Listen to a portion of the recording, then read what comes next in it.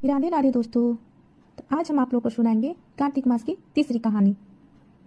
कहानी के शीर्षक का नाम है बुढ़िया माई के खिचड़ी का कटोरा। आइए ध्यानपूर्वक कहानी सुनते हैं। एक गांव में एक बुढ़िया रहती थी जो कार्तिक मास का व्रत रखती थी।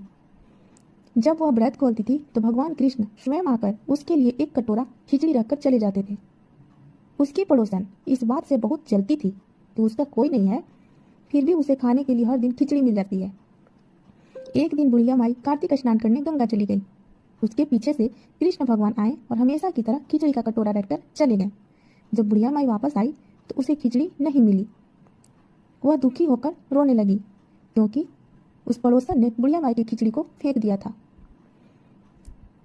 रोने लगी और बोली, कहाँ गई मेरी खिचड़ी और कहाँ गया मेरा कटोरा। उसी समय राजा के दो राजकुमार थे जो किसी से भी बात नहीं करते थे। जब वे शिकार पर निकले और रास्ते में बुढ़िया माई को यह कहते हुए सुना तो उन्होंने जवाब दिया कि हम हैं तेरी खिचड़ी और हम हैं तेरा कटोरा।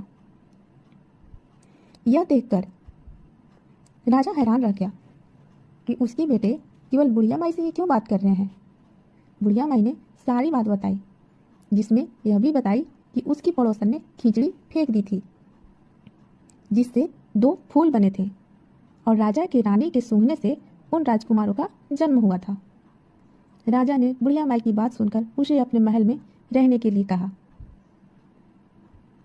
इस कहानी से हमें क्या सीख मिली?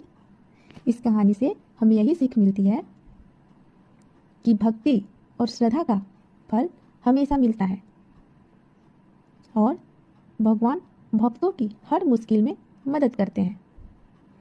एक बार प्रेम से बोलिए, राधे राधे। भगवान जैसे बुढ़िया माई को दिया वैसे ही सबका भला करना।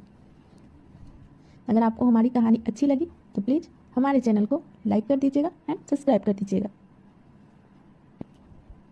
तो कुछ इस प्रकार था बुढ़िया माई की खिचड़ी का कटोरा। मिलते हैं अगले वीडियो में। धन्यवाद।